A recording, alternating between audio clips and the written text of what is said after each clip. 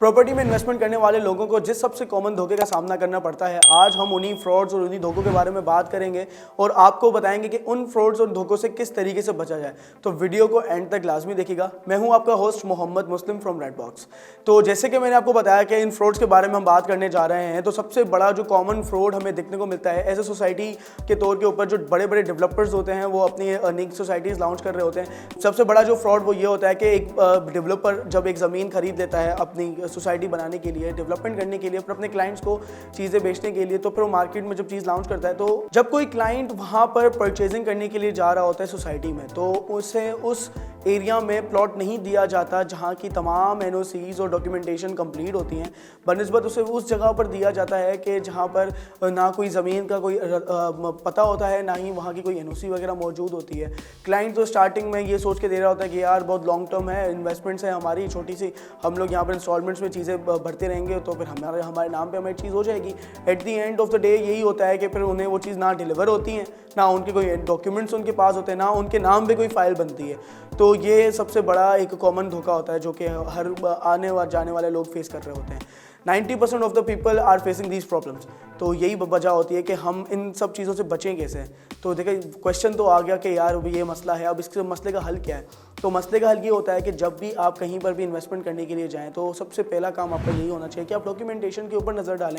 आप उनसे कहें कि आप जितनी लैंड के ऊपर सोसाइटी डेवलप कर रहे हैं, क्या उनकी तमाम एनओसीज़ आपके पास अप्रूवल्स मौजूद हैं, क्या वो SBCA, SDA, LDA, KDA, CDA जो भी अथॉरिटीज़ होती हैं, क्या वहाँ की अथॉरिटीज़ से वो अप्रूवल हैं या नहीं है। तो हमें इन्हीं चीज़ों का गौर व फिक्र करके चीज़ें देखनी चाहिए, फिर इन्वेस्टमेंट करनी चाहिए। उसी तरीके से फिर हम अपनी चीज़ों के ऊपर रिटर्न भी हासिल करते जाते हैं। At the end of the day यही होता है कि जो हम फेस कर रहे होते हैं। लेकिन कुछ ऐसा भी होता है कि स्टार्टिंग में क्या होता है, डेवलपर कोई बिल्डर छोटी सी लैंड का एनओसी लेकर पीछे वाली चीज़ें भी सेल आउट कर रहा होता है, बट इन फ्यूचर वो उसे परचेज़ करने के इरादा रखता है, लेकिन कुछ मसलों की वजहों से वो उसे परचेज़ नहीं कर पाता, बल्कि वो क्लाइंट्स को वो चीज़ें अपनी दे चुका होता है जहाँ पर उसकी कोई लैंड की कोई ना कोई परचेजिंग हुई थी, ना कोई एनओसी मौजूद होती है। तो वो भी इन्हीं धोखों का शिकार होकर बिल्डर भी फंस जाता है और साथ साथ अपने क्लाइंट्स को भी फंसा देता है इन सारी सिचुएशंस में। तो हम इन्हीं चीज़ों को गौर व फिक्र करके बता रहे होते हैं कि यार आप देखें, जब कभी भी इन्वेस्टमेंट करें तो फिर आप इन सब चीज़ों का ध्यान रखें। उसके अलावा जब दूसरा मरहला आता है, जो सबसे बड़ा फ्रॉड होता है, वो ये होता है कि अभी आया तौर पर आपको जो है डेवलपमेंट दिखा रही जा रही होती है कि यार देखें हमारा काम सोसाइटीज़ के अंदर बहुत ज़ोर शोर से चल रहा है, मेन गेट का काम हमारा हो रहा है, बाउंड्री वॉल लग चुकी है, लेकिन उसके अंदर जो मेन काम होता है सेवरेज का, वाटर का, रोड रास्ते का, ग्राउंड लेवल का, ये सब काम वहाँ पर नहीं हो रहे होते। एक मेन गेट बनाकर दिखा देना, फिर बाउंड्रीज लगाकर चीज़ें बेच देना सबसे आसान काम ही होता है एक बिल्डर की नज़र में कि वो अपनी चीज़ों को किस तरीके से बेचे। लेकिन यही बातें होती हैं जिनको हमें सोचकर और चीज़ें देखकर समझकर करनी चाहिए। डेवलपमेंट के नाम पे मेन गेट बनाकर चीज़ें बेचना, फिर वही चीज़ें दूसरों को भी दिखाना कि हमारा काम बहुत बेहतरीन चल रहा है, 7 से 8 साल तक उन चीज़ों को अपने हैंड में रखना, फिर एंड में जब कस्टमर का पोजीशन का टाइम आता है फिर उन्हें पोजीशन ना देना, ये सब बहुत बड़ी इस टाइम के फ्रॉड चल रहे होते हैं।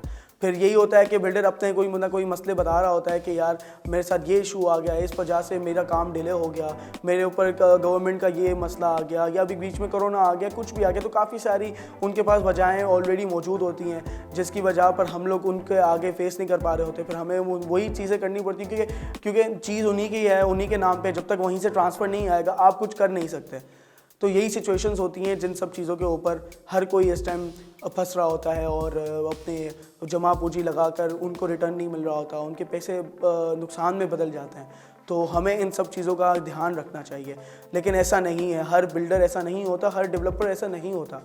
हाईवेज़ के ऊपर इतनी अभी भी ऐसी सोसाइटीज़ मौजूद हैं जो कि डेवलपमेंट के ऊपर भी बड़ा बेहतरीन काम कर रही हैं और उनके डॉक्यूमेंटेशंस भी काफ़ी हद तक पूरे कंप्लीट होते हैं। अगर आप इन तमाम फ्रॉड से बचना चाहते हैं और अपनी जमा पूंजी सरमायाकारी करना चाहते हैं किसी ऐसी जगह पर जो कि कंप्लीट डेवलपमेंट के हाथ में हो, अच्छी तरह वहाँ काम हो रहा हो, क्वालिटी वाइज काम हो रहा हो, एनओसीज़ तमाम कंप्लीट हो, किसी भी ऐसी सोसाइटी में इन्वेस्टमेंट अगर आप करना चाहते हैं तो स्क्रीन पे दिए गए मेरे नंबर पर मुझसे रब्ता करें और अपना बेहतरीन मुस्तकबिल सोचें।